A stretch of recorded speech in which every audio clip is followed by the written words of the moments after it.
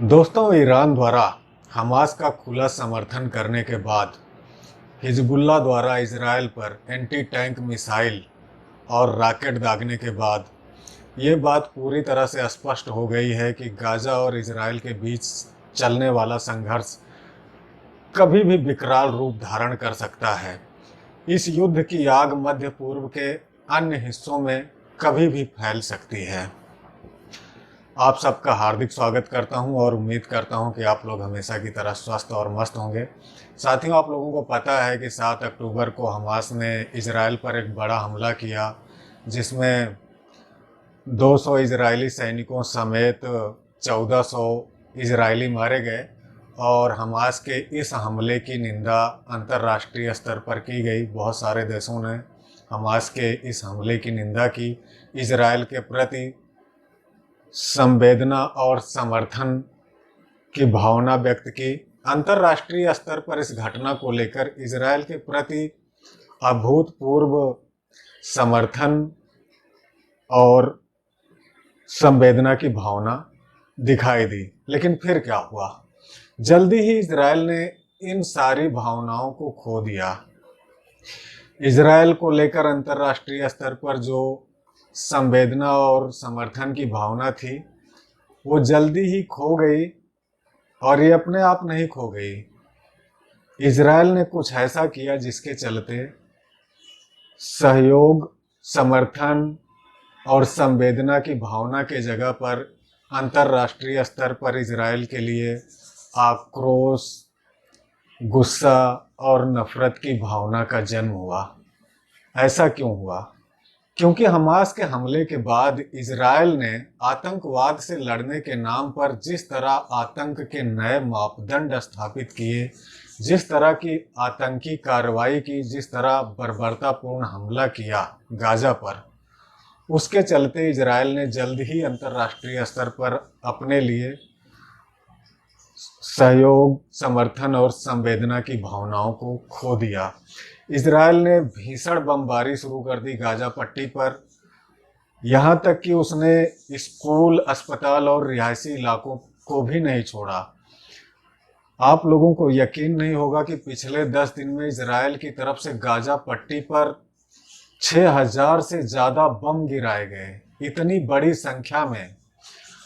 और इस हमले में इजरायल के अब तक जो है लगभग 3000 से ज़्यादा फिलिस्तीनी मारे जा चुके हैं, जिसमें बड़ी संख्या में बच्चे हैं, बुजुर्ग हैं, महिलाएं हैं, आम नागरिक हैं। और ये सब आतंकवाद से लड़ने के नाम पर किया जा रहा है। इजरायल की इस बर्बरतापूर्ण कार्रवाई के कारण इस समय फिलिस्तीन के प्रति अंतर्राष्ट्रीय स्तर पर संवेदना का भाव देखा जा रहा है।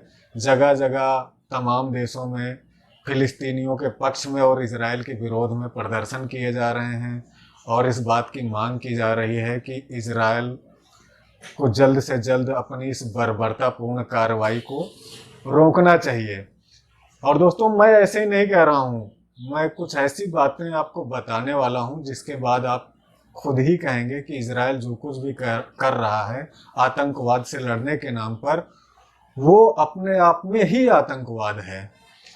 जैसे कि इजरायल द्वारा यूनिवर्सिटीज को, धार्मिक स्थलों को, अस्पतालों को, रिहायशी इलाकों को निशाना बनाया जाना, ये अपने आप साबित कर रहा है कि इजरायल जो है जिस तरह की कार्रवाई कर रहा है, वो आप किसी आतंकी संगठन से ही उम्मीद कर सकते हैं। किसी ऐसे देश से ऐसी कार्रवाई की उम्मीद नहीं कर सकते जो अपने आप को डेमोक्रेटिक देश कहता हो।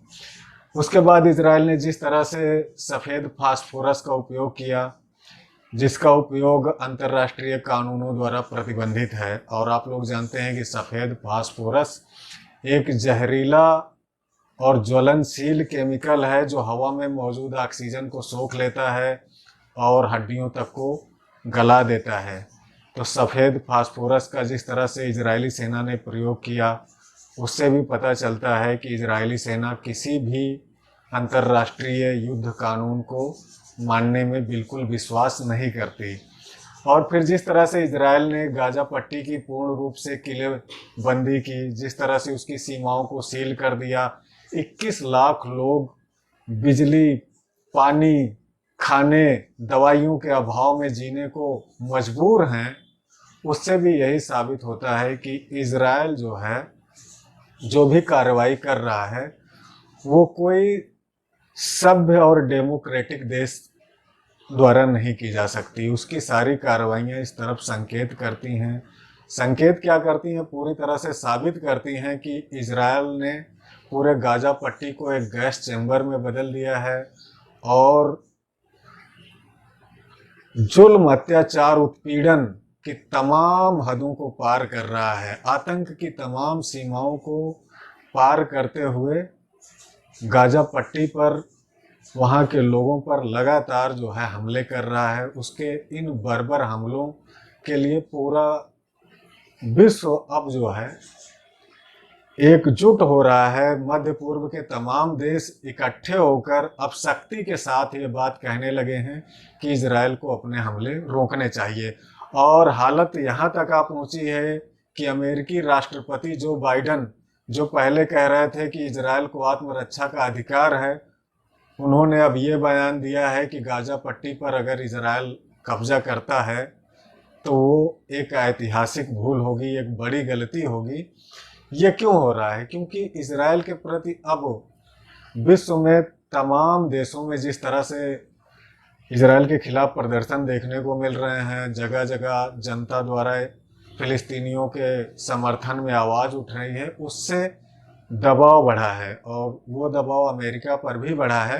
हालांकि मैं बाइडन के इस बयान को बहुत सीरियसली नहीं लेता, क्योंकि जिस तरह से अमेरिका ने 2 नौसैनिक बेड़े भेजे हैं भूमध्य सागर में ताकि इजराइल पर कोई और मध्य पूर्व का देश हमला न कर दे या इस युद्ध में कोई और देश शामिल ना हो जाए, जिस तरह से उनके विदेश मंत्री मध्य पूर्व के देशों में दौरा कर रहे हैं और वहाँ के